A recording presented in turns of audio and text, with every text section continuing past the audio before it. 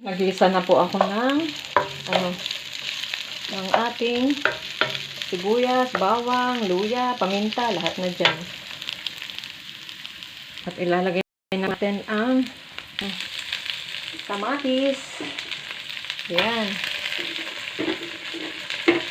Sama-sama na silang lahat dyan. Kamatis. Kamatis. Takpan. Ayan na po, may kamatis na tayo. Kaya natin siya matunaw. Ang kamatis na yan.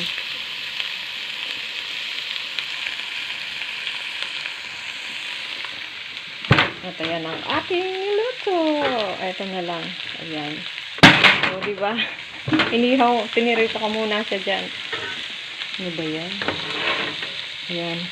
Ayan ang ating broccoli ba yan? Oo, broccoli. Ay, hindi. Cauliflower. Ayan yung ating inihaw ko na siya.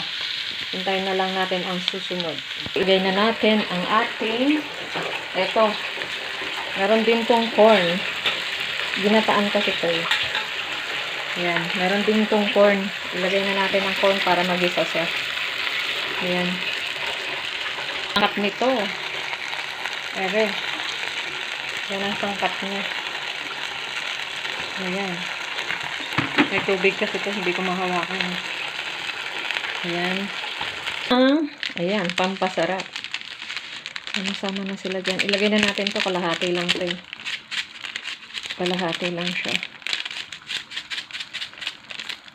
Yung kanina ginamit ko dun sa manok yan eh. Niluto ko kaninang manok. Ginamit ko yan siya. Yan.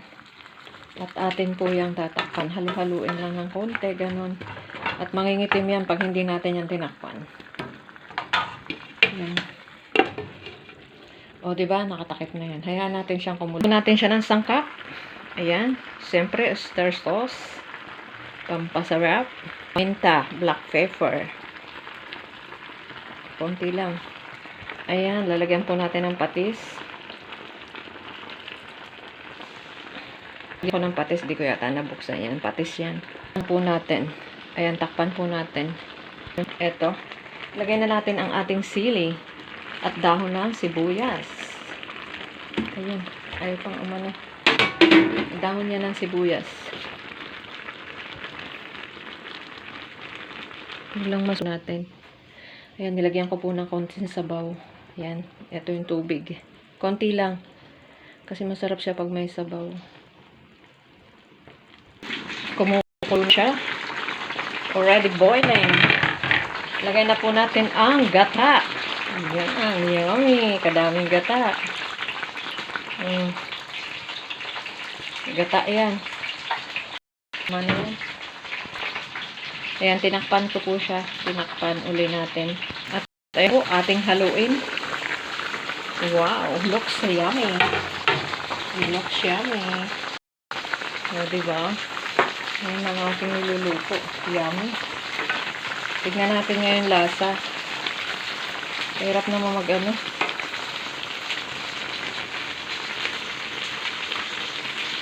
Ayan po, tikman na natin ang ating ginataan.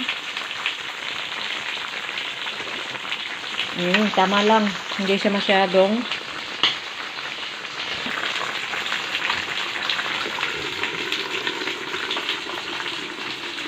yan.